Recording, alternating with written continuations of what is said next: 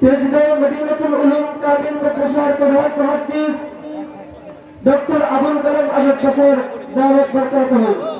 Doctor Abul Kalam Azad বশর দাওয়াত বরকাতুহু। আমি হযরতকে আয়োজক কমিটির পক্ষ থেকে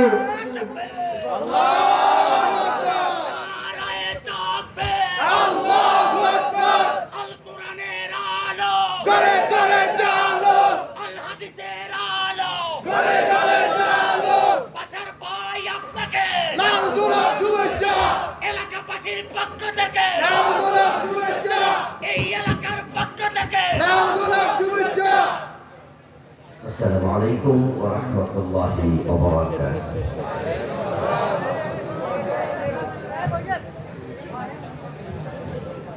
الحمد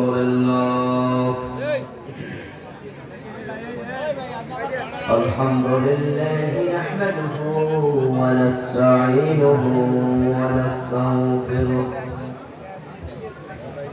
ونعوذ بالله من شرور أنفسنا ومن سيئات أعمالنا.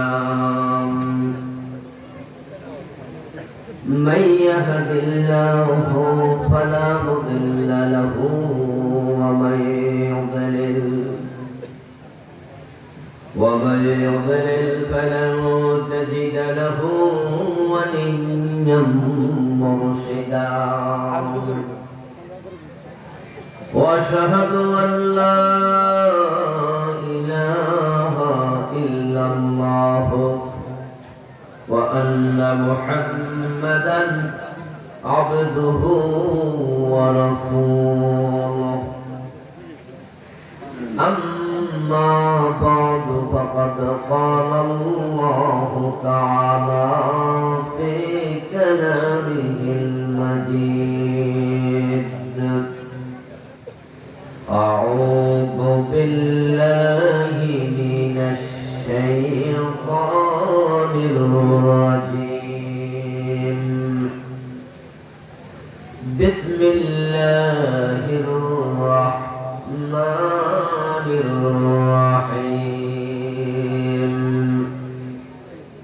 قد أفلح المؤمنون الذين هم في صلاتهم خاشعون والذين هم عن اللغو معرضون والذين هم للزكاة فاعلون والذين هم لفروجهم حافظون. قال النبي صلى الله عليه وسلم: لا يؤمن أحدكم حتى يكون هواه تبعا لما جئت به، أو كما قال النبي عليه الصلاة والسلام. সকলে মেহেরবানি করে দুরূদ ইব্রাহিম পড়ুন। আল্লাহুম্মা সাল্লি আলা মুহাম্মাদিন ওয়া আলা আলি মুহাম্মাদ কামা সাল্লাইতা আলা ইব্রাহিম ইন্নাকা হামিদুম মাজিদ। আল্লাহুম্মা বারিক আলা মুহাম্মাদিন ওয়া আলা আলি মুহাম্মাদ কামা বারাকতা আলা ইব্রাহিম وعلى آل إبراهيم إنك حميد مجيد. اللهم صل وسلم وبارك عليه.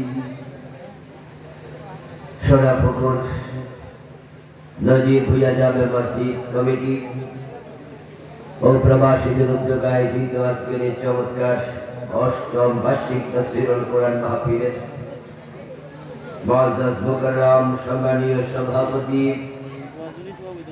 বিশিষ্ট সমাজসেবক জনাব মুহতারাম মোহাম্মদ আবুল খায়ের ভুইয়া সাহেব, মুহতারাম প্রধান মেহমান ৭ নং মাতু ভুইয়া ইউনিয়ন পরিষদের সম্মানিত চেয়ারম্যান জননেতা জনাব আব্দুল্লাহ মামুন সাহেব, আজকের মাহফিলে আমার পূর্বে কোরআন এবং হাদিস থেকে অত্যন্ত চমৎকার ভাবে আলোচনা উপস্থাপন করেছেন বিশিষ্ট মুফাসসিরে কোরআন মহতারা মাওলানা হাফেজ ইমামউদ্দিন মাসুম সাহেব। আলোচনা উপস্থাপন করেছেন সোনাগাজী ফাজিল মাদ্রাসার সম্মানিত আরবি প্রভাষক মহতারা মাওলানা হারুনুর রশিদ সাহেব, মাওলানা ইব্রাহিম সরদার সাহেব সহ অন্যান্য সম্মানিত আলোচকবৃন্দ, হযরত উলামায়ে কেরাম, ইসলাম প্রিয় তৌহিদি জনতা, পর্দার অন্তরালের সতী সাধু বিবাহ বোনেরা, সম্মানিত দিনী ভাইয়েরা, আপনারা কেমন আছেন? মাশাআল্লাহ, আলহামদুলিল্লাহ, আমি ভালো আছি। আল্লাহ তাআলা আমাদের সকলকে ভালো রাখুন, সুস্থ রাখুন, যতদিন বাঁচিয়ে রাখবেন ঈমানের সাথে রাখুন, যখন নিয়ে যাবেন ঈমানের সাথে যাওয়ার তৌফিক দান করুন।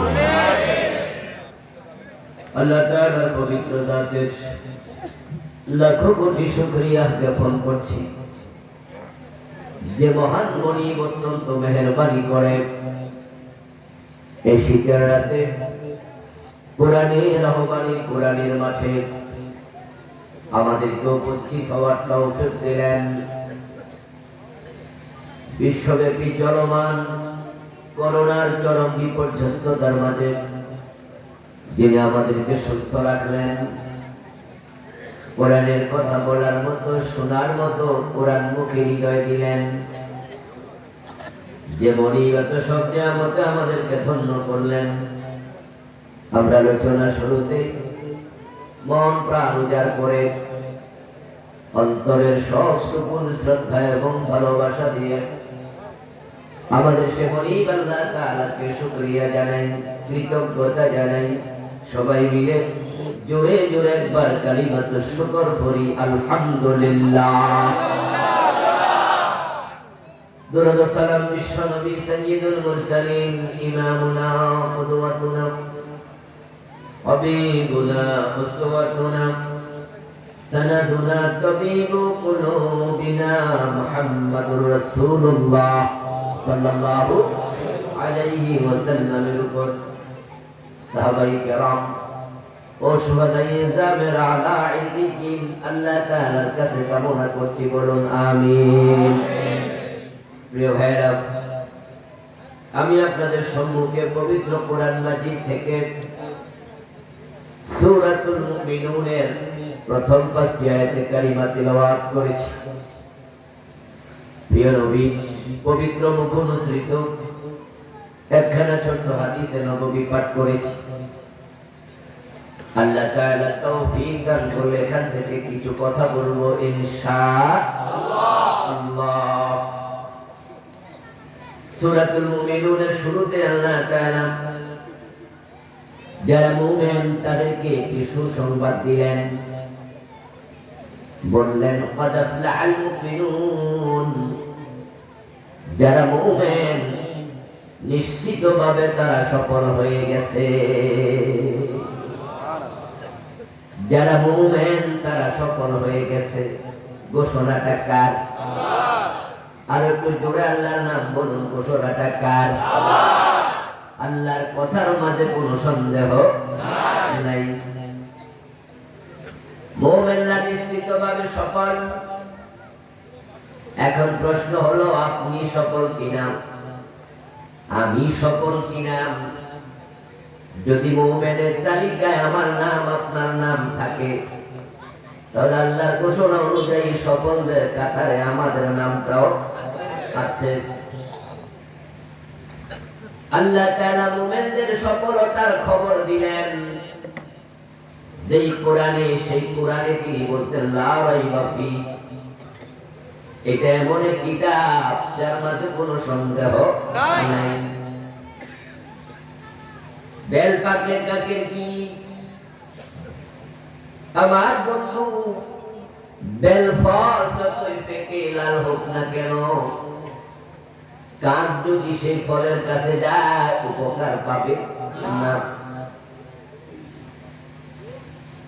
সফল তারা যারা মুমিন। আল্লাহ না করুক যদি সেই তালিকা আমাদের নাম না থাকে, এ সফলতার সংবাদ শুনলেও কোনো লাভ নাই, আমরা ব্যর্থ। শুধুমাত্র মুমিন সফল, যারা মুমিন নয় তারা সফল নয়।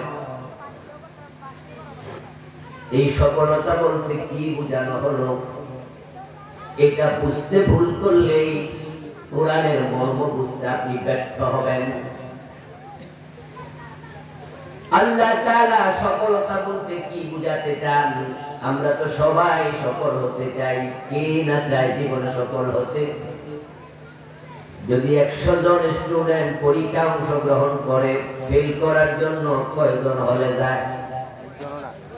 একজনও না।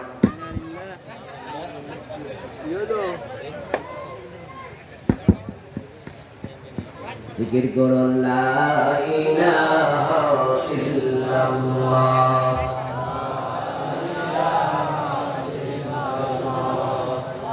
লা ইলাহা ইল্লাল্লাহ,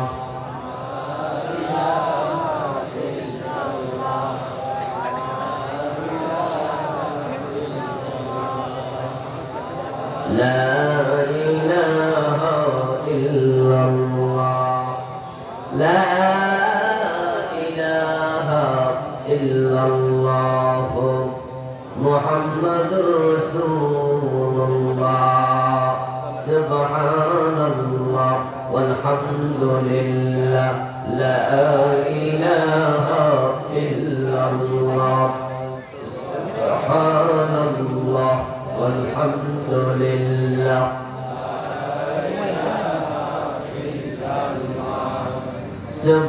সুবহানাল্লাহ ওয়ালহামদুলিল্লাহ, লা ইলাহা ইল্লাল্লাহ, সুবহানাল্লাহ,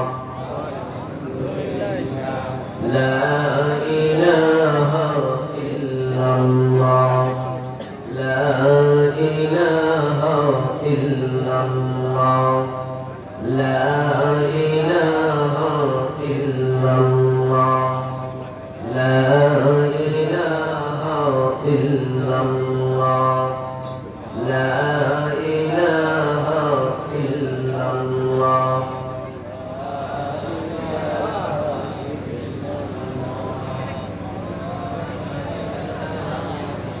আলহামদুলিল্লাহ, লা ইলাহা ইল্লাল্লাহ, মুহাম্মাদুর রাসূলুল্লাহ। এই জেনারেটরের কাছে একজন বসে থাকবে, একজন এখানে থাকবে, দুজন লোক থাকবে। আমার প্রিয় ভাইরা, 100 জন ছাত্র যদি পরীক্ষার হলে যায়, ফেল করার জন্য একজনও যায় না। সবার মনে পাস করার শখ আছে, কিন্তু বলুন তো সবাই কি পাস করে? না। ফেল করে এমন 2-1 জনও আছে না নাই? মুমিন সফল, কিন্তু মুমিনের দাবিদার সবাই সফল নয়। মুমিনের দাবিদারদের মাঝে কিছু ব্যর্থ লোক আছে না নাই? ওই ব্যর্থদের কাতারে থেকে যদি আপনি মারা যান, উপায় নাই। সফলতা বলতে বোঝানো হয় আখিরাতের নাজাত। দুনিয়ায় কে কত টাকার মালিক হলো, টাকার সাথে সফলতার কোনো সম্পর্ক নাই। দুনিয়ায় কে মেম্বার, কে চেয়ারম্যান, কে এমপি, কে মন্ত্রী, তার ক্ষমতার সাথে আখিরাতের সফলতার কোনো সম্পর্ক নাই। কে কত বড় শিক্ষিত, বিএ পাস, এমবিবিএস, ইঞ্জিনিয়ার, কে কত বড় আলেম, গ্রামের মাদ্রাসার প্রফেসর, প্রিন্সিপাল, দাওরা মাদ্রাসার মুহতামিম, মুহাদ্দিস, এগুলোর সাথে আখিরাতের সফলতার সম্পর্ক নাই। আখিরাতের সফলতা মানে জান্নাত পাওয়া। আর জান্নাতের সম্পর্ক হলো ঈমানের সাথে। তাই মনে হতে পারে অফিসের যিনি চেয়ারম্যান, ডিরেক্টর, এমডি, উনি মুত্তাকি নয়, মুমিন নয়, তাকে দেখে যে সালাম দেয়, হতে পারে তার চা গায়া দেয়, ওই পিয়নটার ঈমান আছে। আখেরাতে ওই এমবিবিএস ডাক্তার নয়, হাসপাতালের মালিক নয়, অফিসের বস নয়, হতে পারে সে পিয়ন মুমিনটাই সফল হয়ে যাবে। যে জান্নাত পায় মূলত সেই মাস সফল হয়। আল্লাহ তাআলা কোরআন মাজিদে বলেন, فَمَنْ زُحْزِحَ عَنِ النَّارِ وَأُدْخِلَ الْجَنَّةَ فَقَدْ فَازَ। যাকে জাহান্নাম থেকে মুক্তি দেয়া হলো এবং জান্নাতে প্রবেশ করানো হলো, ফাকাদ ফাজ, সে নিশ্চিতভাবে সফল হলো। ইন্নাল্লাযীনা আমানু ওয়া আমিলুস সালিহাতি লাহুম জান্নাতুন তাজরি মিন তাহতিহাল আনহার যালিকাল ফাওজুল কাবীর। যারা ঈমান এনেছে, নেক আমল করেছে, তাদের জন্য এমন জান্নাত বানিয়ে রেখেছি যার তলদেশে নহর প্রবাহিত আসে। এটাই হলো মহা সফলতার নাম। হাজার কোটি টাকা, বিঘা বিঘা জমি আছে, পৃথিবীর বড় শক্তিধর কোন রাষ্ট্রের রাষ্ট্রপ্রধানের ক্ষমতাটাও হাতে আছে, কিন্তু জান্নাতীদের তালিকায় নামটা নাই। ওই লোকটা সফল নয়, সে হলো ব্যর্থ।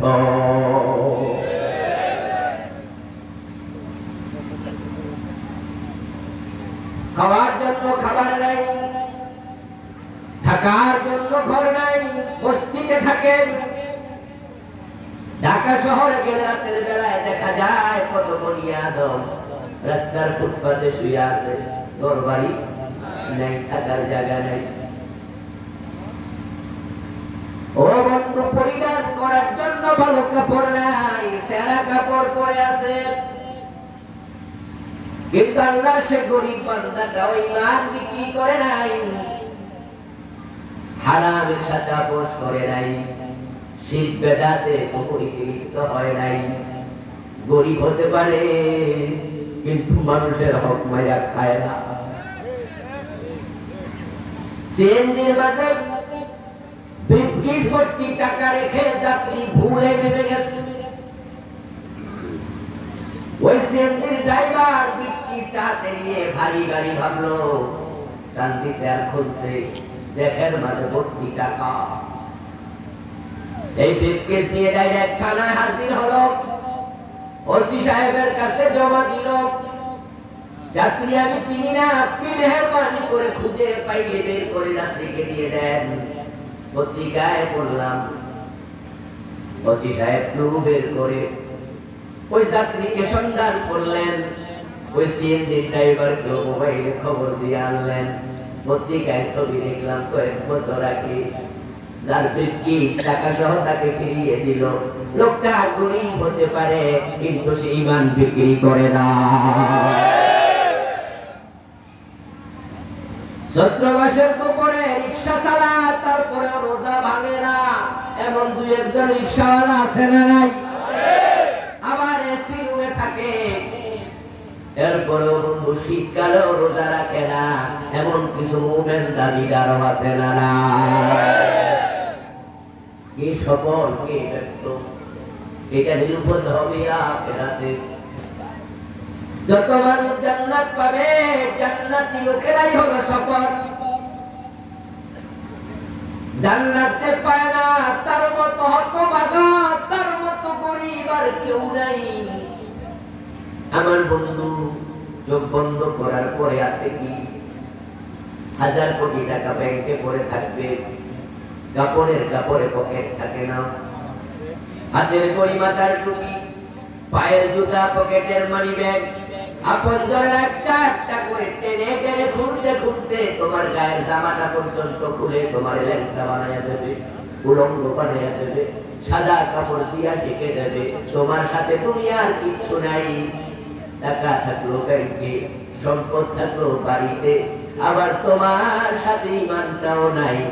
তাহলে গেলা কি নিয়া? ওই পথের কাঙ্গাল মরে গেল, সে 3টা সাদা কাপড়ের কাপড় পাবে। টাকা যদি নাও থাকে আমার চাঁদা তুলে 3টা সাদা কাপড় দেবে। ওই দরিদ্র পাইছে 3 কাপড়, 1000 কোটি টাকার মালিক তুমিও পাইছো 3 কাপড়। ওর মাঝে আর তোমার মাঝে পার্থক্যটা কই? আসার সময় দুনিয়ায় তুমি উলঙ্গ এসেছো, সে উলঙ্গ এসেছিল। তোমার গায়ে জামা কাপড় ছিল না, তারও ছিল না।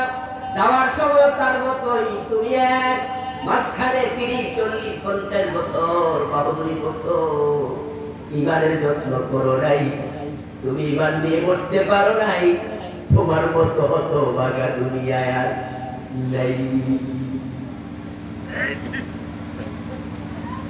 আল্লাহ পাক রব্বুল আলামিন সূরাতুল মুমিনুনের শুরুতে তাম পৃথিবীর মুসলমানের জন্য সুসংবাদ দিলেন, মুমিন সকল। কিন্তু আমরা বুঝার ভুলের কারণে কেউ কেউ মনে করি টাকাওয়ালা হলে সফল হওয়া যায়। এই জন্য মুমিনের আজকে টাকার জন্য এত পাগল হয়ে গেছে, টাকা কামানোর জন্য হালাল হারাম ভুলে গেছে। ওই সম্পদের জন্য আপন ভাইয়ের পেটের মাঝে ছুরি চালাইয়া দেয়, এমন জালেম ভাইও আছে না নাই? আমরা ভাবছি টাকার মাঝে সফলতা আছে। যদি কেউ 2 লাখ টাকা মাসে বেতন পায়, এলাকার সব উপরে লেখাপড়া করে কাজে লাগছে, বাবা মরে গেছে ছোট রেখে, মাটা ছিল বিধবা, পরের বাড়িতে কাম করে খাইছে। এখন ওই ছেলেটাকে মানুষ করছে, লেখাপড়া করছে, এখন ছেলে ভালো চাকরি করে, পুরে ঘরের জায়গায় একটা ছোট্ট বিল্ডিং ঘর দিয়েছে।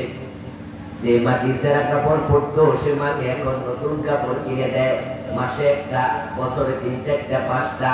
এলাকার লোকেরা কানাকানি করে, দেখো দেখো অমুকের দিকে আল্লাহ চোখ তুলে চাইছে। আগে পুরে ঘর ছিল, এখন পাকা ঘর। আগে পুরান কাপড় ছিল, এখন নতুন কাপড়।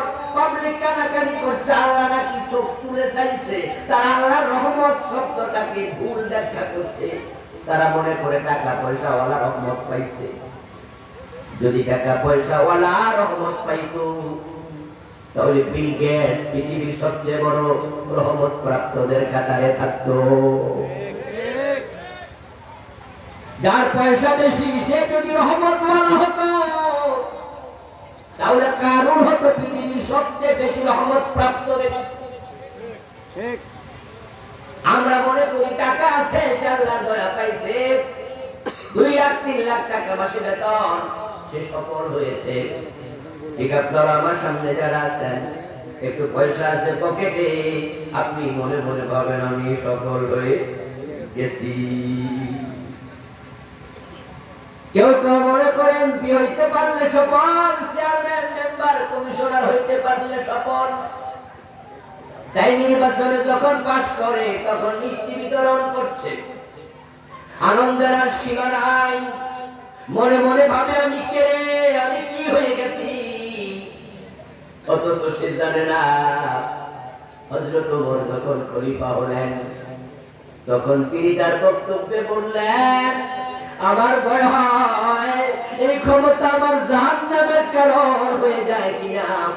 ফোরাতের ওই তীরে যদি কোন কুকুর না খেয়ে পড়ে, হতে পারে তার জন্য আখিরাতে আমাকে জবাব দিতে হবে। আলা কুল্লুকুম রাঈন ওয়া কুল্লুকুম মাসউলুন আন রাঈয়াতিহি। আমার কাছে দায়িত্ব নিয়েছে, আমাকে হিসাবও দিতে হবে। রাতের বেলা ওমর ঘুমাতেন, তাহাজ্জুদের সময় উঠে তাহাজ্জুদ করতেন। আবার বিশ্রাম নিয়ে ফজরের নামাজ পড়তে ছিল জীবনের কর্মসূচি। কিন্তু যখন খলিফা হয়ে গেলেন হযরত রাতের বেলায় ঘুমাতেন না।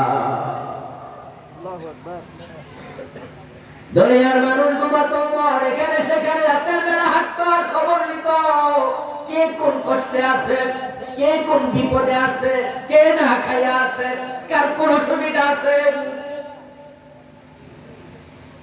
আপনি যে ক্ষমতা পায় আজকে খুশি হতে পারে, আপনার ক্ষমতাটা আপনার গলার কাটা হবে আখিরাতে। শুধু দায়িত্বহীনতার কারণে আপনাকে জাহান্নামী হওয়া লাগতে পারে। قال النبي صلى الله عليه وسلم ما من والد يلي رعية من المسلمين وهو لهم غاش إلا حرم الله عليه الجنة। যদি কোন লোকালয়ে কাউকে নেতা বানানো হয়, কোন এলাকার দায়িত্বশীল কেউ হয়ে যায়, দায়িত্ব পাওয়ার পরে ওই লোকটা যদি পাবলিকের সাথে ধোঁকাবাজির আচরণ করে, দুনাম্বারি করে, প্রিয় নবী বলেন আল্লাহ তার জন্য জান্নাত হারাম বানায়া দেয়। সাবাতুল ইযিল্লুহুমুল্লাহু ফী যিল্লিহি ইয়াওমা লা যিল্লা ইল্লা যিল্লুহু ইমামুন আদিল। আবার এই ক্ষমতার মাধ্যমে জান্নাতের কাছে চলে যাওয়া যায়। প্রিয় নবী বলেন হাসরের দিন যেদিন আল্লাহর আরশের ছায়া ছাড়া কোনো ছায়া থাকবে না, সেদিন আল্লাহ 7 জন ব্যক্তিকে হাসরের ময়দানে না ঢুকাইয়া আল্লাহর আরশের নিচে বসতে দেবেন। 1 নাম্বার হবে নেই বিচারক নেতা।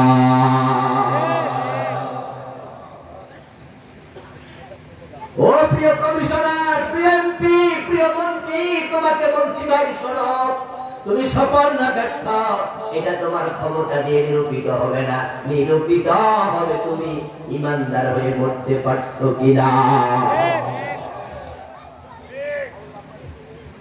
দুনিয়ার সম্রাট ওমর রাদিয়াল্লাহু তাআলা আনহু বলতেন মান ইতাজ্জা বিমাকানিহি ফালইয়ানজুর ইলা ফিরআউন ওয়া মান ইতাজ্জা বিমালিহি ফালইয়ানজুর ইলা কারুন ومن اعتز بنسبه فلينظر إلى أبي لهب إنما العزة بالتقوى أول دي بولن سبحان الله قال تعالى تلك الجنة التي نورث من عبادنا من كان تقيا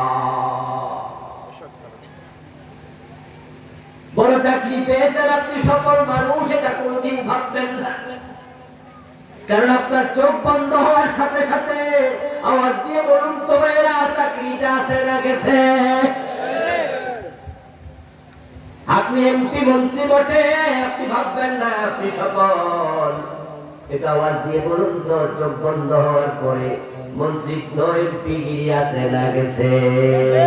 এর সাথে আখিরাতের সফলতার কোনো সম্পর্ক নাই।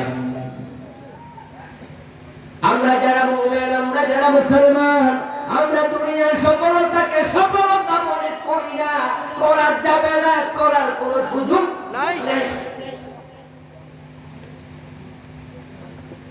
হযরত ওমরের জন্য বলেন যে ব্যক্তি পয়সাওয়ালা হইয়া তুমি নিজেকে সফল মনে করছো, আমি ওমর তোমাকে বলি একটু কারুনের দিকে তাকাও। পৃথিবীতে কারুনের চেয়ে ধনী মানুষ কয়জন ছিল আমার জানা নাই, তবে কোরআন মাজিদে সূরাতুল কাসাসে পড়েছি আল্লাহ তাআলা কারুন প্রসঙ্গে নিজে আলোচনা করেছেন। তিনি বলেছেন ওয়া আতাইনাহু মিনাল কুনুজ, আমি কারুনকে গুপ্ত ধন ভান্ডার তার জন্য খুলে দিয়েছি। কারুনের সম্পদ কি পরিমাণ ছিল আল্লাহ তাআলা নিজে সূরাতুল কাসাসে বলেন, কারুন যেই লোকারে টাকা পয়সা রাখতো, তার স্বর্ণ অলংকার রাখতো, মালামাল রাখতো, যেই আলমারিগুলোতে ওই গরুর চাবি বহন করার জন্য একদল লোকের প্রয়োজন হতো, চাবির ভারে তাদের গর্দান নুয়ে যেত।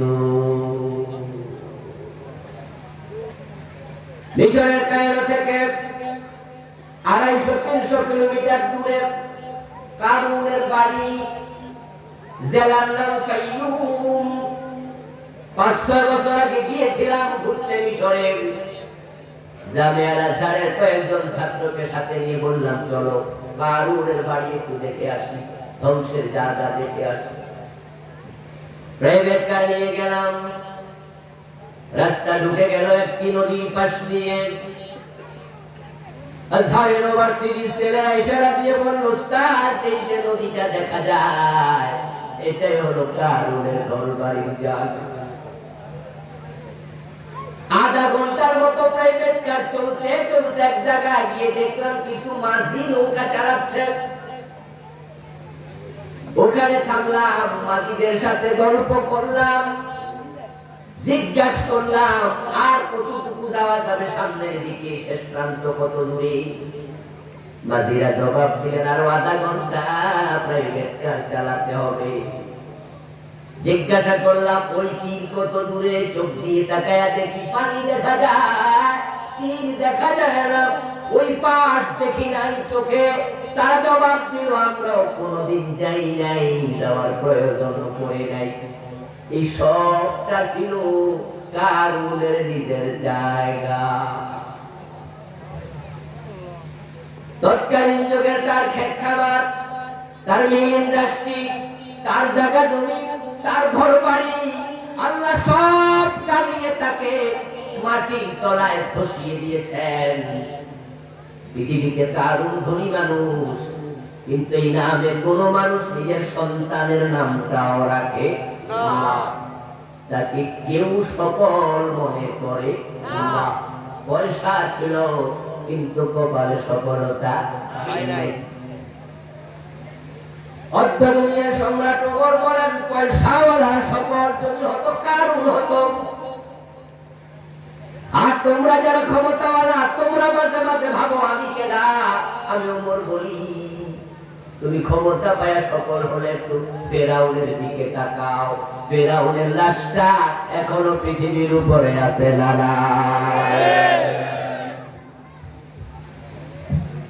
আল্লাহ তাআলা কোরআন মাজিদে বলেন, اليوم ننجيك ببدنك لتكون لمن خلفك آية। ও ফেরাউন, তোরে পানিতে ডুবালাম, তোরে পানিতে চুবাইয়া মারলাম, কিন্তু তোর লাশ আমি পচতে দেব না। اليوم ننجيك ببدنك, বদন মানে দেহ। আমি তোর দেহটাকে নাজাত দিলাম, রেখে দিলাম।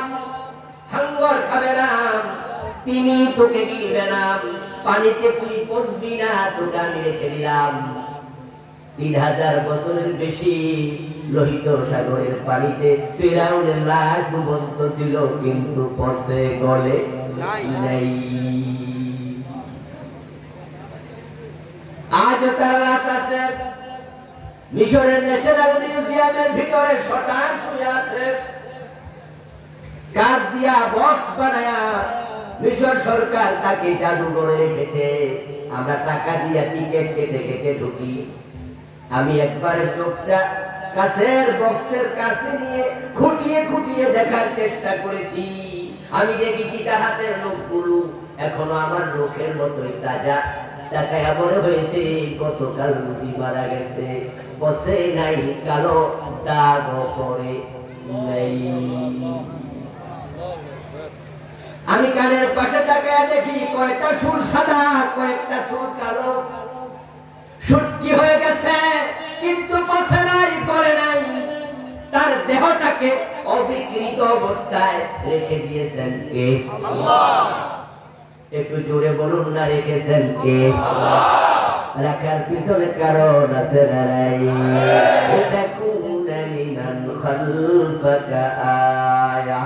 আল্লাহ তাআলা কোরআন মাজিদে বলেন, আমি পরবর্তী যুগের মানুষের জন্য তোকে শিক্ষণীয় বানাতে চাই। তোকে দেখে মানুষ শিখবে ক্ষমতাওয়ালা মানে সফল না। ফেরাউনের ক্ষমতা আছে কিন্তু তার কপালে সফলতা নাই। আপনার একটু আওয়াজ করে বলুন তো, ফেরাউনের লাশটাকে যদি খোলা মাঠে রাখা হতো, আমরা তার কপালে চুমু দিতাম না থুতু দিতাম? শুধু থুতু না জুতা দিয়ে পিটাইতাম?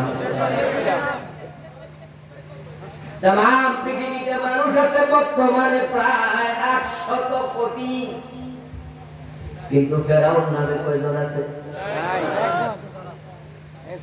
অপর দিকে তাকান হযরত বেলালের দিকে। হযরত বেলাল রাদিয়াল্লাহু তাআলা আনহু কি ফেরাউনের মতো ক্ষমতা ছিল? কারুনের মতো টাকা পয়সা ছিল?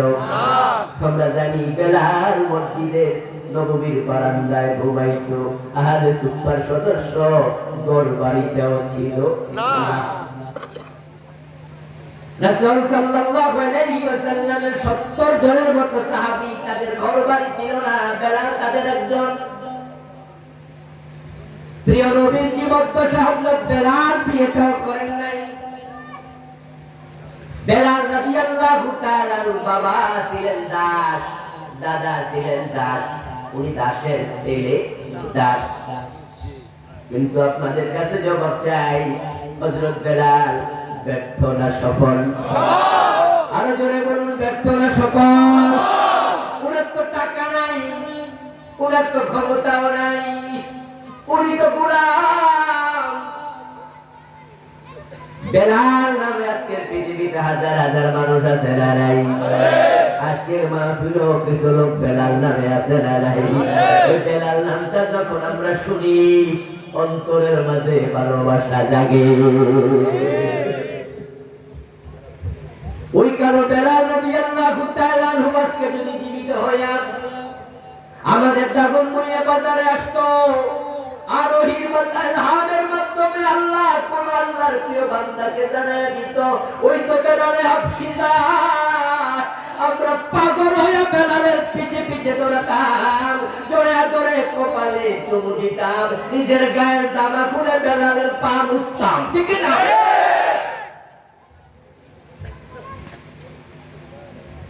অর্ধ দুনিয়ার সম্রাট ওমর রাদিয়াল্লাহু তাআলা আনহু জামানায় হযরত বেলাল যখন মদিনায় আসতেন, বিশ্ব নবীর ইন্তেকালের পরে বেলাল রাদিয়াল্লাহু তাআলা আনহু মদিনায় থাকেন নাই, তিনি চলে গেছেন অনেক দূরে। তিনি বলতেন যে শহরে বিশ্ব নবী নাই, ওই শহরে বেলাল থাকে কেমনে? মাঝে মাঝে রাসূলকে সালাম দিতে তিনি মদিনায় আসতেন। ওমর রাদিয়াল্লাহু তাআলা আনহুর সাথে সাক্ষাৎ করতে ওমরের ঘরে যেতেন। হযরত ওমর বেলাল রাদিয়াল্লাহু তাআলা আনহুকে দেখলে খাট থেকে দাঁড়ায়া যেত, চেয়ার থেকে লাফ মেরে খাড়ায়া যেত, দরজা পর্যন্ত দৌড়ায়া যেত। বেলালকে জড়ায়া ধরে ওমর বলতেন, আতানা সাইয়্যিদুনা বেলাল, আমাদের নেতা বেলাল এসেছে।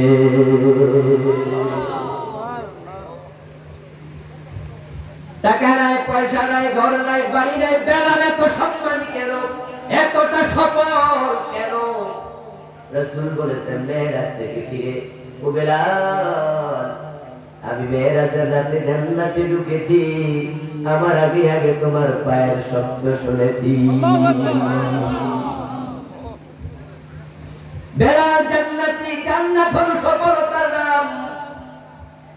এই দুনিয়ার টাকা পয়সা বাড়ি গাড়ির সাথে সফলতার কোন সম্পর্ক নাই। এই জন্য আপনি জান্নাতীদের কাতারে নিজের নামটা ঢুকাতে পেরেছেন কিনা, এটাই হবে আপনার সবসময় চেষ্টা, প্রচেষ্টা, চিন্তার লক্ষ্যবস্তু। যারা মুমিন তারা সফল, কোনো সন্দেহ নাই। এখন আমরা সফল হওয়ার সুযোগ আছে। ও আমার প্রিয় ভাই, মানুষ মৃত্যুর খবর শুনলে দৌড়ায়, মানুষ মৃত্যু থেকে বাঁচতে চায়। মৃত্যু থেকে বাঁচার জন্য অসুস্থ হলে পয়সাওয়ালা মানুষরা সিঙ্গাপুর চলে যায়, ব্যাংককে চলে যায়, লন্ডনে চলে যায়। মানুষ বাঁচতে চায়, মৃত্যু থেকে পালাতে চায়, কিন্তু সত্য কথা হলো বাঁচতে চাইলেও বাঁচা যায় না, মরতেই হবে। তো যেটা সম্ভব না মানুষ সেটা করতে চায়। মৃত্যু থেকে বাঁচা যায় না, আমরা মৃত্যু থেকে বাঁচতে চাই। আরেকজন মানুষ চাইলে জাহান্নাম থেকে বাঁচতে পারে, কিন্তু সে বাঁচার খবর নেই। আপনি মনের হয়ে যান, আপনি সফল। قال النبي صلى الله عليه وسلم من قال لا إله إلا الله ثم مات عليه دخل الجنة। প্রিয় নবী বলেন, যে ব্যক্তি ঈমান নিয়ে মরবে, কালেমা পড়তে পড়তে মরতে দেরি, আল্লাহর জান্নাতে যেতে দেরি হবে না। ঈমান হলো জান্নাতে যাওয়ার মাধ্যম, এটাই হলো জান্নাতে যাওয়ার নিয়ামত, এটাই জান্নাতে যাওয়ার একমাত্র পাসপোর্ট ভিসা। যার এটা আছে তার কপালে জান্নাত আছে। হযরত সুমাইয়া রাদিয়াল্লাহু তাআলা আনহা ইন্তেকাল করেছেন মক্কায়, যখন নামাজ ফরজ হয় নাই, রোজা ফরজ হয় নাই, হজ ফরজ হয় নাই, যাকাত ফরজ হয় নাই। কারণ আমরা সবাই জানি নামাজ ফরজ হয়েছে হিজরতের 1 বছর আগে, নবুয়তের দ্বাদশ সনে। হযরত সুমাইয়া রাদিয়াল্লাহু তাআলা আনহা ইন্তেকাল করেছেন হিজরতের অনেক আগে, নবুয়তের একবারে প্রথম দিকে। রোজা এবং যাকাত ফরজ হয়েছে 5ম হিজরিতে মদিনায়। হযরত সুমাইয়া শহীদ হলেন মক্কায়। হজ ফরজ হয় 6ম হিজরিতে মদিনায়। হযরত সুমাইয়া শহীদ হলেন মক্কায়। নামাজ পান নাই, রোজা পান নাই, হজ পান নাই, যাকাত পান নাই। ইসলামের প্রথম শহীদ সুমাইয়ার ব্যাপারে আপনাদের বিশ্বাস কি? আওয়াজ করে বলুন তো, তিনি জান্নাত পেয়েছেন কিনা? কারণ তার জান্নাত পাওয়ার জন্য শর্ত ঈমান, সেটা নিশ্চয়ই ছিল। রাসূল সাল্লাল্লাহু আলাইহি ওয়াসাল্লামের স্ত্রী মা খাদিজাতুল কুবরা রাদিয়াল্লাহু তাআলা আনহা ইন্তেকাল করেছেন নবুয়তের 10ম সনে। নামাজ ফরজ হলো তার 2 বছর পরে, দ্বাদশ সনে। মা খাদিজাও নামাজ পান নাই। হজ এবং যাকাত সবটাই ফরজ হয়েছে, সাওম, সিয়াম, যাকাত, হজ মদিনায়। মা খাদিজার ইন্তেকালের 5 বছর পরে যাকাত ফরজ হয়। তিনি পয়সাওয়ালা মানুষ ছিলেন, কিন্তু যাকাত দেওয়ার সুযোগ পান নাই। রোজা ফরজ হয়েছে 21 বছর, রোজা পান নাই। তামাম দুনিয়ার মানুষ হজ করার জন্য যায় মক্কায়। মা খাদিজার বাড়িটাও ছিল মক্কা, ওনার কবরটাও মক্কার জান্নাতুল মুআল্লা, মাকবারায়ে মুআল্লা। মা খাদিজা নামাজ, রোজা, হজ, যাকাত কিছু পান নাই, কিন্তু মরার আগে জান্নাতের সুসংবাদ পেয়েছেন। সহিহ মুসলিমে এসেছে, জিবরীল আমিন প্রিয় নবীর উপর ওহী নাযিল করলেন। ওহী নাযিল করে বলছেন, হাযিহি খাদিজাতু ওয়া তাক্কা ফাকরা আলাইহা আসসালাম মিন রাব্বিহা ওয়া মিন্নি ওয়া বাশশিরহা বিবাইতিন ফিল জান্নাতি মিন ওয়াসাবিন লা সাখাবা ফিহা ওয়া লা নাসাব। ও প্রিয় নবী, ওই তো খাদিজা আপনার কাছে আসতেছে। খাদিজা যখন আপনার কাছে পৌঁছবে, আপনি বলবেন, আজকে আমি আসার সময় আল্লাহ খাদিজাকে সালাম পাঠাইছে।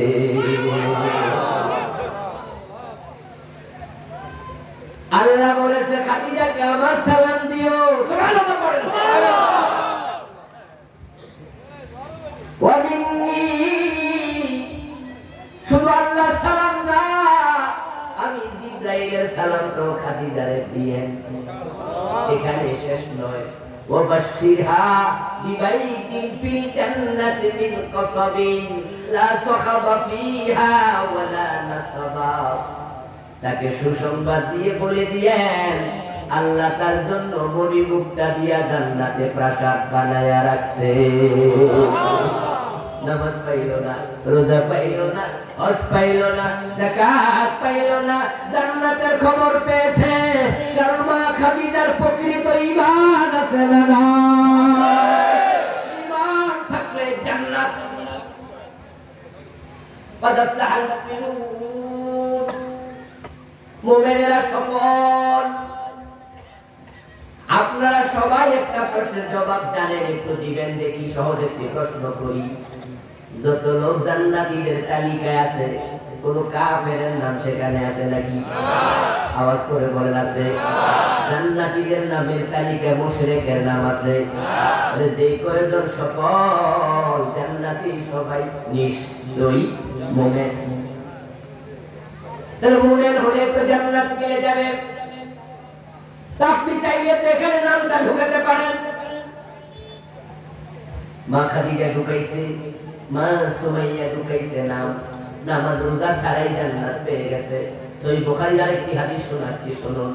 একজন যুবক কাফের বিশ্ব নবীর কাছে আসলেন, মাথাটা চাদর দিয়া ঢেকে, রাজুলুন মুকান্না, মাথা ছিল ঢাকা চাদর দিয়ে।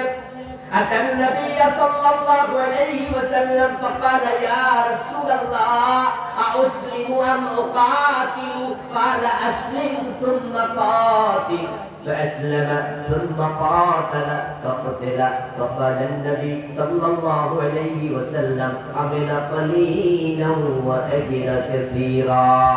একটু অগ্রিম জোরে বলেন সুবহানাল্লাহ। অর্থ তো বললাম না, সবাই বোঝেননি, এই জন্য অগ্রিম বলেছি। মাথাটা নিচু করে চাদর দিয়ে ঢেকে প্রিয় নবীর কাছে এসে বলে, ইয়া রাসূলুল্লাহ, আমি তো মুশরিক যুবক, ঈমান গ্রহণ করার জন্য আপনার কাছে দৌড়ায় আসছি, কিন্তু এসে দেখি আপনি যুদ্ধের তলোয়ার হাতে নিয়া, লৌহ বর্ম গায়ে দিয়া যুদ্ধের মাঠে চলে যাচ্ছেন সাহাবীদেরকে সাথে নিয়া। এখন আমি জানতে চাই, আমি কি করব? আপনার সাথে যুদ্ধে চলে যাব নাকি আগে ঈমান আনবো? আপনি যা বলেন আমি সেটাই করতে রাজি আছি। আল্লাহ হাবিব ওই সাহাবীর দিকে লক্ষ্য করে বললেন, আসলিম সুম্মা কাতিল, আগে কালেমা পড়ে মুসলমান হও, তারপরে যুদ্ধে চলো। ওই লোকটা প্রিয় নবীর হাতে কালেমা পড়ল, রাসূলের সাথে যুদ্ধের মাঠে চলে গেল। যুদ্ধ শেষ হয়ে গেল। যে কয়েকজন সাহাবী সেই যুদ্ধে শহীদ হলেন, প্রিয় নবী তাদের লাশগুলো একত্রিত করতে বললেন। লাশগুলো একত্রিত করা হলো। রাসূল সাল্লাল্লাহু আলাইহি ওয়াসাল্লাম ওই লাশগুলো দেখার জন্য সামনে আগায়া গেলেন। কদম দিয়াই দেখেন ওই যুবকের লাশটা দেখা যায়, যে যুবকটা বিচক্ষণ আগে কালেমা পড়েছিল। আল্লাহ রাসূল সাল্লাল্লাহু আলাইহি ওয়াসাল্লাম ওই যুবকের লাশের পাশে দাঁড়ায়া তিনি বলতেছেন, শোনো, আমেলা কলিলা ওয়া আজরা কাসীরা। এই সাহাবী আমল করছে সামান্য, কিন্তু বড় পুরস্কার নিয়ে জান্নাতে চলে গেছে। আপনাদের কাছে আমি জানতে চাই, এই সাহাবী কি নামাজ পড়ার সময় পেয়েছে? আওয়াজ করে বলেন, রোজা রেখেছে, হজ করার সুযোগ পেয়েছে, যাকাত দিয়েছে, কিন্তু জান্নাত তো পেল ঈমানের কারণে। আদাফলাহুল মুমিনুন, কারণ মুমিনদের তালিকায় তার নাম আছে না? এবার একটু বিপরীতে যান। মুনাফিকদের সর্দারের নাম কি? আব্দুল্লাহ বিন উবাই বিন সালুল। সে কালেমা পড়েছিল বিশ্ব নবীর হাতে হাত রেখে, রাসূলের পিছনে দাঁড়ায় নামাজ পড়েছে। রাসূলের মতো টুপি ছিল, দাড়ি ছিল, পায়জামা ছিল, পাঞ্জাবি ছিল, পাগড়ি ছিল, মেসওয়াকও ছিল, কিন্তু জান্নাত পাইছেনি।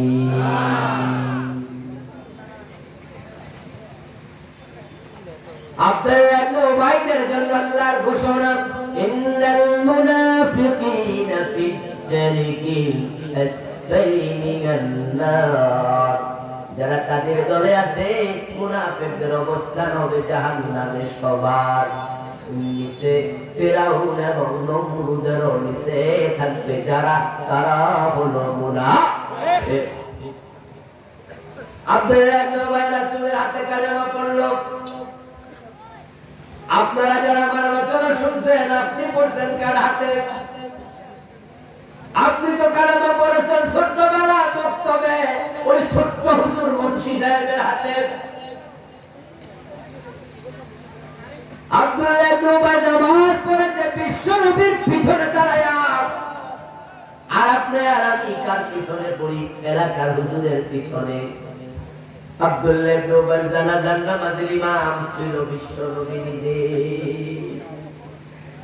আব্দুল্লাহ ইবনে উবাই জানাজার পরে তার ছেলে বলল, ইয়া রাসূলুল্লাহ, আমার বাবার আমল তো ভালো না, আমি জানি, আপনিও জানেন। কবরে রাখবো আর আযাব শুরু হয়ে যেতে পারে। আপনার জামাটা যদি খুলে দিতেন, আমার বাবার লাশটা জড়াইয়া কবরে রাখতাম। আপনার জামার ওসিলায় যদি কবর আযাব বন্ধ থাকে। মদিনার প্রেসিডেন্ট দয়ার নবী গায়ের জামাটা খুলে দিয়ে দিলেন। রাসূলের জামার মাঝে আব্দুল্লাহ ইবনে উবাইর লাশটাকে পেঁচানো হলো। রাসূল সাল্লাল্লাহু আলাইহি ওয়াসাল্লাম তার মাথাটা নিজের রানের উপরে রাখলেন। মুখ থেকে পবিত্র থুতু বের করে আব্দুল্লাহ ইবনে উবাইর কপালের মাঝে, গালের মাঝে মেখে দিলেন। রাসূলের পবিত্র লালার ওসিলায় যদি কবর আযাব বন্ধ থাকে। রাসূলের ইমামতি শেষ, জামায় পেছানো শেষ, থুতু মাখামাখি শেষ। এবার কবরে রাখার পালা। কবরে রেখে মাটি সমান করে দেয়া হলো। জিবরিল আমিন কোরআনের আয়াত নিয়ে হাজির হয়ে গেল। আল্লাহ তাআলা সূরাতুত তাওবার আয়াত নাযিল করে দিলেন, লা তুসাল্লি আলা আহাদিন মিনহুম মাতা আবাদা ওয়া লা তাকুম আলা কবরিহি ইন্নাহুম কাফারু বিল্লাহ। সবাই আওয়াজ দিয়ে বলেন নাউযু বিল্লাহ। আল্লাহ বলে, ও নবী, এই জাতীয় মুনাফিকের জানাজার নামাজ আর পড়াবেন না। ওয়ালা তাকুম আলা কবরিহি, তার কবরের পাশে আর দাঁড়াবেন না। লাভ নাই, কারণ তাদের ঈমান নাই। ও ভাইরা, আমার সফলতার মাপকাঠি ঈমান, ঈমান, ঈমান। আজ আর জাহান্নামী হবে ইব্রাহিম তার ছেলে। কত বড় নবী, বাবার সুপারিশ করতে কেনান জাহান্নামী হবে। তার বাবা নূহ আলাইহিস সালাম কত বড় নবী, সেদিন বাবাও কেনানকে জান্নাতে নিতে পারবে না। বিশ্বনবী মুহাম্মদুর রাসূলুল্লাহ সাল্লাল্লাহু আলাইহি ওয়াসাল্লাম হাজার হাজার উম্মতকে সুপারিশ করে জান্নাতে নেবেন, কিন্তু চাচা আবু তালেবের জন্য সুপারিশের কোনো সুযোগ নাই। কারণ যার ঈমান নাই তাকে নবী হইয়াও বাঁচাতে পারবে না। নবী বাবা হইয়াও লাভ নাই, নবীর ছেলে হইয়াও লাভ নাই। তাহলে আমি এতক্ষণ যা বুঝালাম, আপনাদের কাছ থেকে একটু আমি অ্যাচিভমেন্ট চাই, আমার অর্জন চাই, যে এতক্ষণ আমি বুঝাতে পারলাম কিনা সফলতার জন্য যা দরকার সেটার নাম কি? সবাই জুড়ে বলেন কি? দুনিয়ায় যত নবী এসেছে, এটাই ছিল সব নবীর এক নাম্বার দাওয়াত। বাংলাদেশে আজকে সবচেয়ে বেশি অভাব সেটার নাম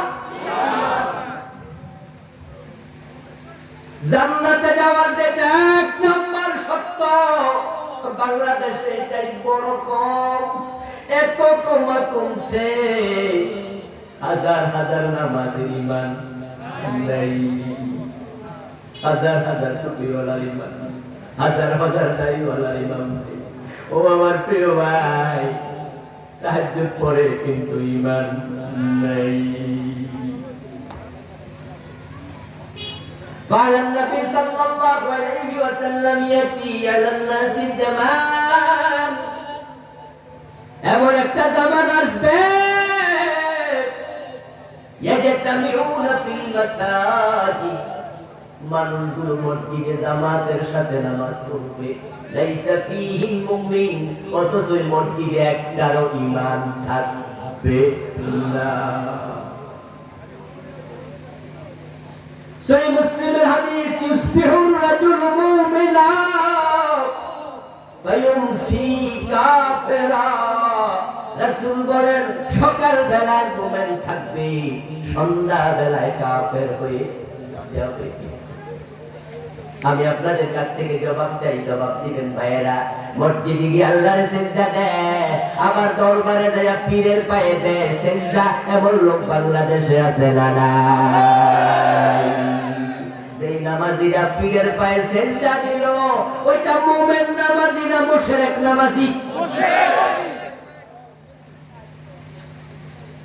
সে মসজিদে গিয়ে আল্লাহর সিজদা দেয় জুমার দিন, সুন্দর করে দাঁড়ায়া জুমার নামাজ ওয়াক্তিয়া নামাজে বলে ইয়্যাকা না'বুদু ওয়া ইয়্যাকা নাস্তাঈন। ও আল্লাহ, আমি শুধু তোমার গোলামি করি। আল্লাহ কয় বান্দা, তুই শুধু আমার গোলামি করলে ওই যে মাজারে সিজদাটা দিল কেডা? ও আমার ভাইয়েরা, আপনারা একটু বলুন তার কাজ করে আল্লাহর কাছে চায়, আবার মরা পীরের কাছে চায়, এমন লোক আছে না না? ও খাজা বাবা, আমার ছেলে দাও, মেয়ে দাও, চাকরি দাও, ব্যবসায় উন্নতি দাও। তারা গান গায়, মানুষকে কয় খোদার দম রাসূলকে দিয়া খোদা গেছে গায়ে লইয়া।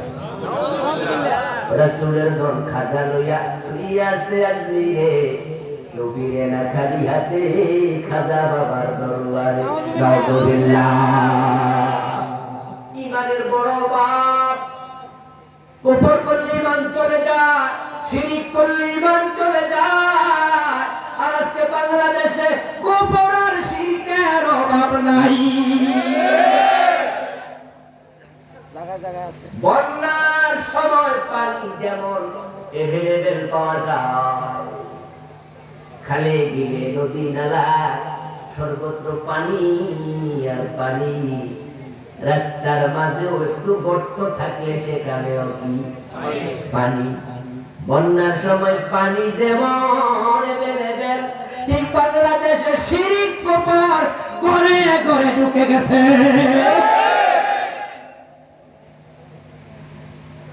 1400 বছর আগে প্রিয় নবী বলেছেন, এমন মানুষ হবে মসজিদ হবে, জামাতে নামাজ পড়বে, একটার ইমান থাকবে না। 1400 বছর আগে বলেছেন এমন জামানা আসবে। এবার আপনারা বলুন তো, ওই জামানা আসবে না এসে গেছে? এমন মসজিদ আমি চিনি যে মসজিদের ইমাম কাফের, মুয়াজ্জিন কাফের, মুসল্লি সবগুলা কাফের। এমন মসজিদ আপনারা ছিলেন। যদি দেখতে চান, ঢাকার বক্সি বাজারে চলে যান, মাদ্রাসা বোর্ডের পাশে কাঞ্চরি হল, এর পাশে কাদিয়ানীদের মসজিদ আছে না নাই?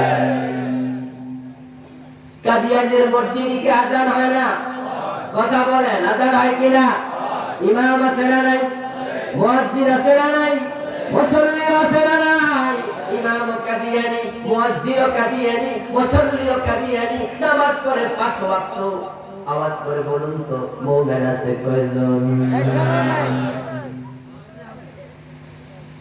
तमाम দুনিয়ার সব আলেম একমত, হক্কানি সব আলেম একমত, কাদিয়ানী হলো কাফের। মসজিদে নামাজ পড়তে ঈমান নাই, কারণ তারা পবিত্র কোরআন মাজিদের 4টা অক্ষর মানে না। আল্লাহর কোরআন মাজিদের একটা মেসেজ তারা স্বীকার করেছে, তাদের ঈমানটা চলে গেছে। আপনারা এখানে অনেকে আছেন ডজন ডজন মেসেজ মানেন না, ডজন ডজন হরফ মানেন না, আপনার ঈমান যে চলে গেছে আপনি টেরই পান নাই। একই হাদিস বললে আরো ভালো বুঝবেন। একজন মুমিন তাকে কিয়ামত হবে না, এমন একটা হাদিস শুনছেন নিজে বলেন? যারা শুনছেন কি বলেন? শুনেছেন?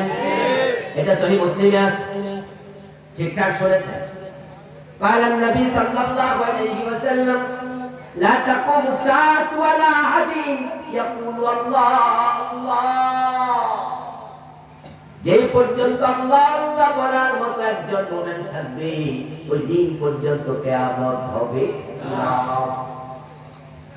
এবার হাদিসটা একটু বিপরীত সাইডে যান। বিপরীত সাইডটা হলো কিয়ামত হবে কিনা, কথা বলেন হবে। তাহলে বোঝা গেল কিয়ামত যখন হবে একজন মুমিনও থাকবে না, থাকলে কিয়ামত হইতো না। বাংলাদেশে 71 মানুষ ছিল 7.5 কোটি, 50 লাখ হিন্দু বৌদ্ধ খ্রিস্টান বাদ দেন, মুসলমান হলো 7 কোটি। 2022 সনে এখন মানুষ প্রায় 18 কোটি। যদি আমরা হিন্দু বৌদ্ধ খ্রিস্টান এগুলো বাদ দিই তাহলে মুসলমান হবে 2 কোটি, বাদ দিল আরো 16 কোটি। এবার আপনারা বলুন, স্বাধীনতার সময় মুসলমান ছিল 7 কোটি, কয় কোটি? এখন হয়েছে কয় কোটি? কমছে না বাড়ছে? 10 বছর পরে কমবে না বাড়বে? 20 বছর পরে কমবে না বাড়বে? 30 বছর পরে কমবে না বাড়বে? এইভাবে যদি মুসলমান পারে কিয়ামত হবে কেমনে?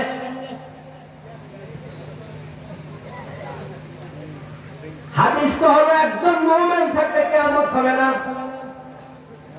এখন আমরা বাংলাদেশে যে বার্তাছি, সৌদি আরব বাদ দেন, কিন্তু বাংলাদেশের পাবলিকের কারণে তো কিয়ামত হওয়ার কোনো সুযোগই নাই। ভাইরা বলুন তো, আওয়াজ করে একটু বলুন তো, কিয়ামত কি পিছাচ্ছে না আগাচ্ছে? যারা জানেন বলেন, পিছাচ্ছে না আগাচ্ছে? কিয়ামত আগাইলে মুসলমান ভালো কইল কে? আসলে বাড়ি নাই। ওই যে বললাম, আপনার ঈমান নাই, আপনি হয়তো জানেনই না। ঈমানের যত্ন নিতে হবে। মুমিনের তালিকায় যদি নাম না থাকে তোমার উপায় নাই। এখন হাজার হাজার মুসলমান কাদিয়ানীদের মতো কাফের। কাদিয়ানীরা যে কাফের তারা কি বোঝে? বুঝলে কি আর কাদিয়ানী থাকতো? যে বেটা মাছ ভান্ডারে যায়, এই ভান্ডারে ওই ভান্ডারে যায়, পীরের পায়ে সেজদা দেয়, এর ঈমানটা চলে গেছে, মুশরিক হয়ে গেছে। পীরের পায়ে সেজদা দিয়া বেটা যদি বুঝতো সেজদা দিত না। আসলে বেটা যে মুশরিক এটা বুঝতেই না। আপনি ভাবতেছেন হুজুর আমি তো নামাজ পড়ি 5 ওয়াক্ত, আমার ঈমানটা কেমনে গেল? আমি তো রোজা রাখি, হজ করে যাকাত দিই, ঈমানটা কেমনে গেল? আমি বলি দোস্ত, কাদিয়ানী যেমনে গেছে আপনারটা এমনি গেছে। কাদিয়ানী কোরআনের মাত্র 4টা অক্ষর মানে না, খা আলিফ তা মিম, খাতাবান নবিয়্যিন। প্রিয় নবীকে তারা বড় নবী মানে, বড় রাসূল মানে, নামাজ মানে, রোজা মানে, হজ মানে, যাকাত মানে, পাজামা পাঞ্জাবি টুপি পাগড়ি মেসওয়াক সব মানে, কিন্তু বিশ্ব নবীকে শেষ নবী মানে না। তারা বলে গোলাম আহমদ কাদিয়ানো নাকি নবী। নাউজুবিল্লাহ। আল্লাহর একটা মেসেজ তারা মানল না। আমার সাথে একটু আপনারা এবার একটু তালে তালে কথা বলুন। নামাজ পড়া ফরজ, এই মেসেজ দিয়েছে কে? আল্লাহ। যদি কেউ না মানে ঈমান থাকবে না। রোজা ফরজ বলেছে কে? আল্লাহ। যদি কেউ রোজা না মানে ঈমান থাকবে না। বিশ্ব নবী শেষ নবী বলেছে কে? আল্লাহ। যদি কেউ না মানে ঈমান থাকবে না। চুল ধরে হাত কাটো বলেছে কে? আল্লাহ। না মানলে ঈমান থাকবে না। আল্লাহর আইনে জমিন জ্বালাতে হবে বলেছে কে? আল্লাহর না মানলে ঈমান থাকবে। এই দেশের হাজার হাজার নামাজি আল্লাহর আইন মানে না, রাজিও হয় না। আইনের কথা বললে চেহারা কালো হয়ে যায়। আল্লাহর আইনের কথা বলার কারণে জঙ্গি বলে গালি দিয়ে দেয়। আল্লাহর কসম করে বলছি সবগুলো কাফের হয়ে গেছে।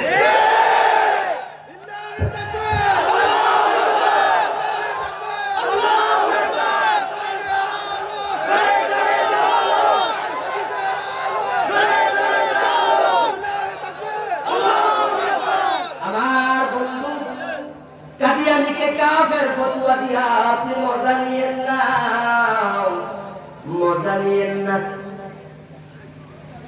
আল্লাহ তাআলার একজন নবীও দুনিয়ার মানুষকে কাফের ফতোয়া দেওয়ার জন্য আসেন নাই, বরং সব নবীকে আল্লাহ কাফেরকে মুসলমান বানাইতে পাঠাইছে। অমুক কাফের, তমুক কাফের, অমুক ফাসিক, তমুক ফুজ্জার, এগুলোর জন্য আল্লাহ কোন নবীকে দায়িত্ব দেন নাই। দায়িত্ব দিয়েছেন কাফেরের অভাব নাই, তাদের থেকে মুমিন বানাতে হবে। আপনি আমি কাদিয়ানীকে কাফের বললাম, মনে মজা পেলাম না, না, আমরা তাদেরকে কাফের বলি কারণ তারা কোরআনের একটা মেসেজকে মানে না, চারটা অক্ষর মানে। কোরআনে বলে কিতাব, এই কিতাবের বিসমিল্লাহর বা থেকে মিনাল জিন্নাতি ওয়ান নাসের শেষ পর্যন্ত যতগুলো হরফ আছে, চারটা নয়, তিনটা নয়, দুটা নয়। কেউ যদি একটা না মানে সেও কাফের হয়ে যাবে। ও আমার প্রিয় ভাই, তাকায় দেখো, ইবলিসের দিকে তাকাও। আপনি আমি ইবাদত করি কয় বছর, আর ইবলিস আল্লাহর ইবাদত করছে কত হাজার বছর। আল্লাহর ইবাদত করতে করতে করতে করতে ইবলিস সে ফেরেশতাদের কাতারে চলে গেছে, একসাথে থাকতো। ইবলিস কিন্তু ফেরেশতা নয়। আল্লাহর কোরআনে আল্লাহ বলছেন কানা মিনাল জিন, ইবলিস হলো জিন জাতির সদস্য। কিন্তু সে ইবাদত করতে করতে ফেরেশতাদের সমপর্যায়ে চলে গেল। কোন আলেম বলেছেন ইবলিস ফেরেশতাদের তালিম দিত, মুআল্লিম হয়ে গেছে, ওস্তাদ বনে গেছে। এবার আপনাদের কাছে আমি একটু জানতে চাই, দয়া করে বলুন তো প্রিয় ভাইরা, ওই ইবলিস কি বর্তমানে মুমিন না কাফের? হায়রে, তার ঈমানটা বাঁচাইতে পারে নাই। আল্লাহ তাআলা কোরআনে বলেন আবা ওয়াস্তাকবারা ওয়া কানা মিনাল কাফিরিন, ইবলিস কাফের হয়ে গেছে। কোথায় উঠেছে? কিন্তু ঈমান হারায় শেষ। যার ঈমান নাই তার মতো হতভাগা কেউ নাই, কেউ নাই, কেউ। এবার আপনাদের কাছে আমি আরেকটু জানতে চাই, ভাইরা বলুন, ইবলিস আল্লাহর কয়টা ঈমানে নাই? মাশাআল্লাহ। আবার বলুন কয়টা? আদমরে সিজদা করতে কইছিল আল্লাহ, এটা সে মানে নাই। তা আমাদেরকে কইছে সূর্যরে হাত কাটো, 50 বছরে কয়বার মানছেন? জেনা করলে 100 বেত লাগাতে হবে, অবিবাহিত হলে কোরআনে আছে না না? আয-যানিয়াতু ওয়াজ-যানি ফাজিদু কুল্লা ওয়াহিদিন মিনহুমা মিয়াতা জালদা। এবার একটু আওয়াজ করে বলুন তো, বাংলাদেশে জেনাকারী আছে না না? 100 বেতের আইন কয়দিন লাগাইছেন? একটা দিনও লাগাই নাই। বিবাহিত জেনা করলে পাথর মারো, এমন বিধান ইসলামে আছে না না? কোন আদালত এটা কায়েম করেছে? মদ পান করলে 80 বেত লাগাতে হবে, এমন আইন ইসলামে আছে না নাই? বাংলাদেশে মদ আছে না নাই? মদ পানকারী আছে না নাই? 80 বেত 50 বছর ইতিহাসে কোন আদালত লাগাইছে? ইবলিস একটা মানল না, ঈমান শেষ। আর আপনারা ডজন ডজন বাদ দিলেন। কোন আশায় আছেন? ডিসকাউন্টের আশায়। ডিসকাউন্টের আশায় আছেন নাকি? মাঝে মাঝে যখন বিদেশ সফরে যাই, আমাদের বাংলাদেশি ভাইদের সাথে গল্প হয়, কথা হয়, ভাই বিদেশ থেকে দেশে গেছেননি? কয় না না হুজুর যাই নাই, তবে 2-3 মাস পরে যাবো, টিকিট কাটছি। আমি কই কোন কি 3 মাস পরে যাইবেন, এখনই টিকিট কাটছেন, কই ডিসকাউন্ট পাইছি। মাঝে মাঝে এয়ারলাইন্স ডিসকাউন্ট দেয়, বাটা কোম্পানিও মাঝে মাঝে দেয়, দেয়নি? দেখবেন লেখা থাকে 10% ডিসকাউন্ট। আল্লাহর জান্নাত আল্লাহ ডিসকাউন্টে দেয় না, দেয় না, দেয় না।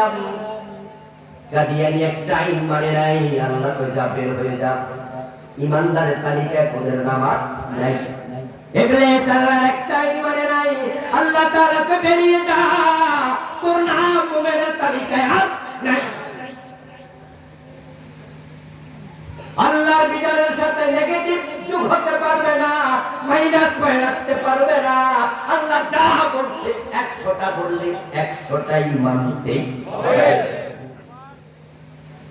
আমার নোয়াখালী ভাইয়েরা, ফেমিলি ভাইয়েরা, ওজুর ফরজ কয়টা? মাশাআল্লাহ, আবার বলেন কয়টা? প্রচন্ড শীতের কারণে মুখ ধুইলেন, হাত ধুইলেন, মাথা মাসে করলেন, পা ধুইলেন না, নামাজ যদি পড়েন ওই ওযু দিয়া 50% হবে। পুরে গেছে, 30% কয় পার্সেন্ট? তিন টাকা দুইছেন লাভ নাই, আল্লাহ ডিসকাউন্ট আর কানা হাকাম নামাজে কয় ফরজ? মাশাআল্লাহ, আবার বলুন কয় ফরজ? কেউ 12টা ফরজ মানলো, শুধুমাত্র ওযু করে নাই। হবে না। 1 নম্বরে শরীর পাক আছে নি? আছে।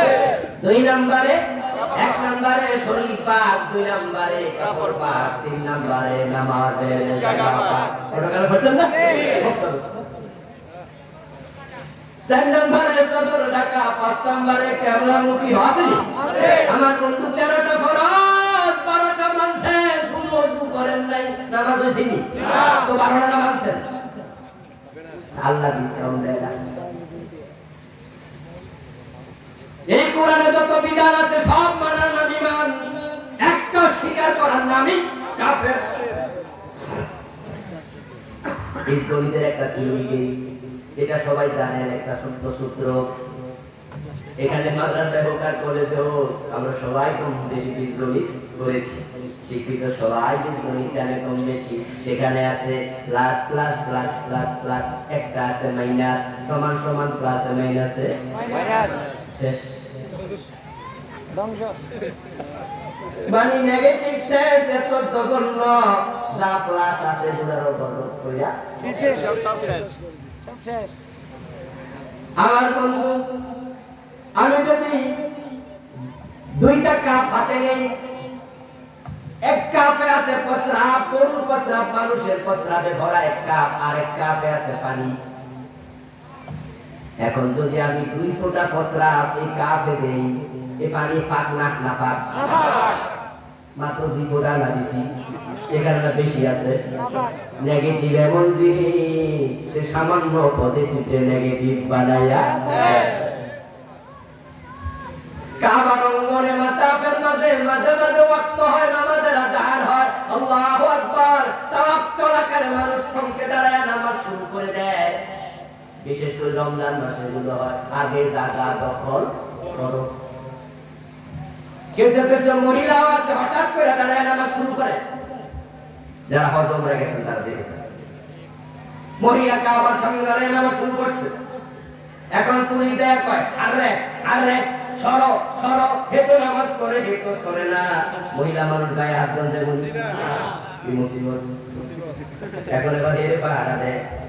মাসালা শুনুন, ওই অবস্থায় কোনো পুরুষ যদি মহিলাটার পাশে দাঁড়ায় কয় আমি 2 রাকাত করে লাই, মাসআলা হলো মহিলার নামাজ হবে, পুরুষেরটা বাতিল, কারণ নেগেটিভের সাথে পজিটিভ করাইছে, নেগেটিভ বানায়া দিছে। আল্লাহু আকবার। অনেক পেরেছেন সব, বিশ্ব নবীর শেষ নবী মানে নাই, বাকিটা মাইনাও লাভ নাই। ইবলিস আল্লাহর ইবাদত করেছে অনেক, একটাই মানে নাই, বাকিটা মাইনাও লাভ নাই। আপনি যদি মুমিন হতে চান, কোরআনে যা আছে একটা স্বীকার করা যাবে না। এখন আল্লাহর আইনের পক্ষে আপনারা যারা এখনো আসতে পারেন নাই, দুনিয়ার লোভ আপনাকে শেষ করে দিয়েছে, দলের ভালোবাসা আপনাকে শেষ করে দিয়েছে, আপনাকে ক্ষমতার লোভ আপনাকে গজব করে দিয়েছে।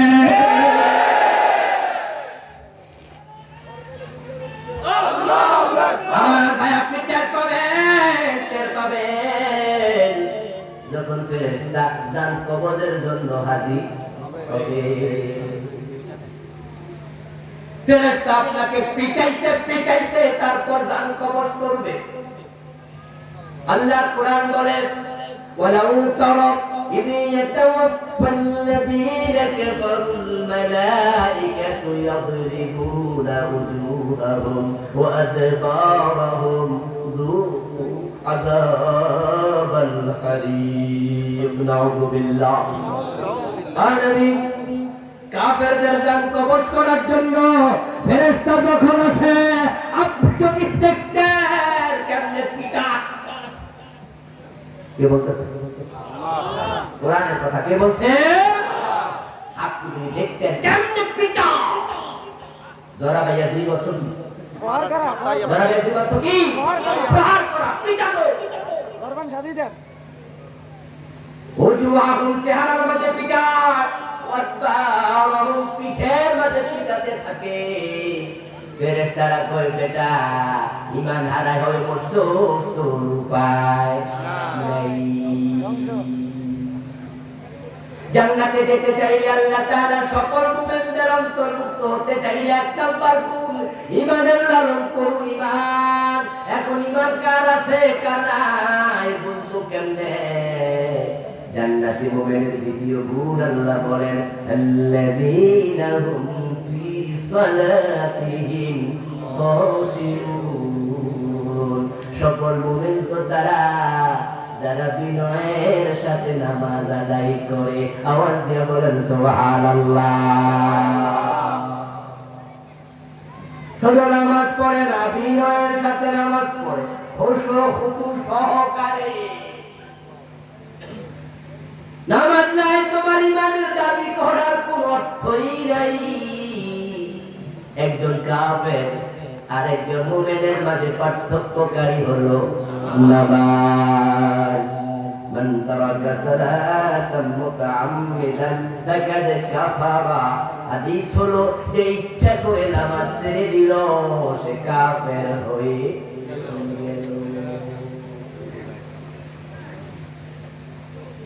আমার প্রিয় ভাই, মাওদাউস সালাতি ফিদ্দীন কামাউদাইর রাসি আলাল জাসাদ। দেহের মাঝে মাথা যেমন, দিনের মাঝে নামাজ তেমন। মাথা থেকে যদি দেহ আলাদা হয়, দেহ চেনা যাবে না তার দেহ। যার নামাজ নাই কিয়ামতের দিন রাসূল তাকে উম্মত বলে চিনবেন না। এখানে আজকে হাজার হাজার মানুষ আলহামদুলিল্লাহ বলেন আলহামদুলিল্লাহ। আমি একটা জবাব চাই, একজন সাহস করে হাত তুলে দেখাবেন, বুঝে শুনে হাত তুলবেন। আপনার আমল যথেষ্ট, রাসূলের শাফাত লাগবে না জান্নাত পাইতে, আমল দিয়ে পেয়ে যাবেন। এই সাহস কার আছে? হাত তুলে। রাসূলের শাফাত দরকার আছে না নাই? মুখ খুলে কথা বলার দরকার আছে না নাই? রাসূল উম্মত হিসাবে না চিনলে শাফাতটা পাইবেন কেমনে? মা আয়েশা রাদিয়াল্লাহু তাআলা আনহাকে বিশ্বনবী বলেন কিয়ামতের দিন আমি হাউজে কাউসারের পাশে দাঁড়ায়া আমার উম্মতকে পানি পান করাতে থাকবো। মিজানের পাশে দাঁড়ায়া আমার উম্মত বিপদে পড়লে সুপারিশ করতেই থাকবো। মা আয়েশা বলেন ইয়া রাসূলুল্লাহ, লাখ লাখ নবীর উম্মত, কোটি কোটি মানুষ, আপনি উম্মতকে কেমনে খুঁজে বের করবেন? চিনবেনটা কেমনে? এটা আপনার উম্মত। সেখানে মুসার উম্মত থাকবে, ঈসার উম্মত থাকবে, লূতের উম্মত থাকবে, শুআয়বের উম্মত থাকবে, দাউদের উম্মত থাকবে, নূহের উম্মত থাকবে, ঠিক কি না? আলাইহিস সালাম। আপনি কেমনে চিনবেন? এবার রাসূল কি জবাব দিলেন? রাসূল বলেন ইন্নাহুম ইউদআউনা ইয়াওমাল কিয়ামাতি কুররান মুহাজ্জালিন। ও আয়েশা, আমার উম্মতের ওজুর জায়গা থেকে নূর চমকাতে থাকবে।